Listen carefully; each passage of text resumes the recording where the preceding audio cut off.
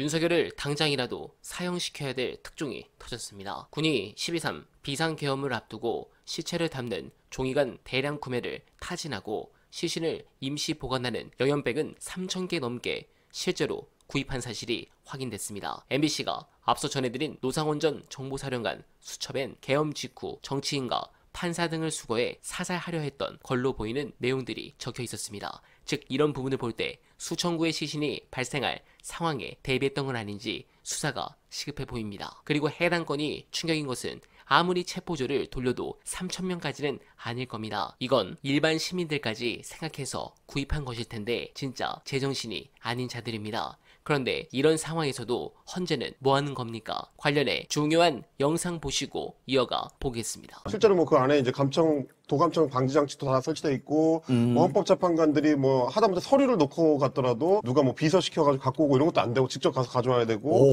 보안을 엄청 중요시하기 때문에 지금 나오는 무슨 밭그리니 뭐 돌아다니는 얘기들 뭐 평론가들 나와서 떠드는 썰 전부 추정이다 라고 JTBC에서 어저께 리포트를 해놓고 그 다음에 그래도 21일에 한 19일에 공지를 하고 21일에 선고하는 걸 유력하게 보고 있다. 그러니까 왜냐하면 워낙에 지금 쟁점들이 다 정리가 이루어지는 마지막 단계인 걸로 알려졌고 그거 어떻게 알아? 자기들도 모른다 그래놓고 알려졌고 그리고 워낙에 지금처럼 계속 지금 혼란이 길어질 경우에는 문제가 될 수 있기 때문에 이 혼란이 커질 수 있다는 점을 염두에 두고 이번 주를 안 넘길 것 같다라고 추정을 하고 있습니다. 오늘까지 좀 전체적으로 분위기를 봤을 때 그러니까 추정해보자면 저는 그 설을 이제 보고 싶은 건데 한덕수의 탄핵 심판하고 비슷한 시기에 혹은 거의 동시에 이제 발표하려고 하는 거 아니냐.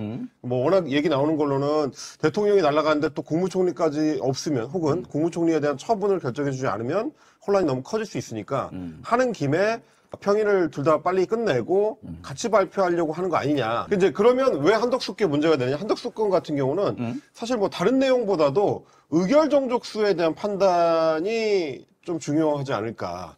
권한대행 시절에 탄핵이 이루어졌기 때문에 그러면 3분의 2냐 또 2분의 1이냐 이거를 갈라서 정리해주는 작업이 필요할 텐데 사실 뭐 2분의 1이라고 가능하다고 하면 그때 이제 탄핵 청구가 이제 국회에서 통과됐을 때도 그것도 결국은 권한대행이 되기 전에 했던 일에 대한 탄핵이면은 문제가 없다. 근데 이제 3분의 2 요건을 채우려면 권한대행 하던 시절에 했던 요건이 들어가야 되는데 국회에서 통과시킨 탄핵 심판 안에는 소추안에는 둘 다 들어가 있어요. 권한대행 시절에 했었던 헌재 재판관 임명 거부 그리고 이제 권한대행 하기 전에 했었던 국무총리 시절에 있었던 내란 모의에 참여했다는 의혹 두 개가 다 들어가 있기 때문에 아마 막 그 부분을 가지고 이렇게 할까 저렇게 할까를 고민하는 게 좀 길어져서 덩달아서 윤석열도 좀 길어지지 않냐. 네, 공감합니다. 헌재는 정치를 하는 곳이 아닙니다. 빨리 이 혼란을 수습해야지 왜 시간을 끌면서 내란이 정당했다는 의견이 나오는 시간을 주는 겁니까? 왜 시간을 끌면서 내란 피의자들이 영전에 가는 열불나는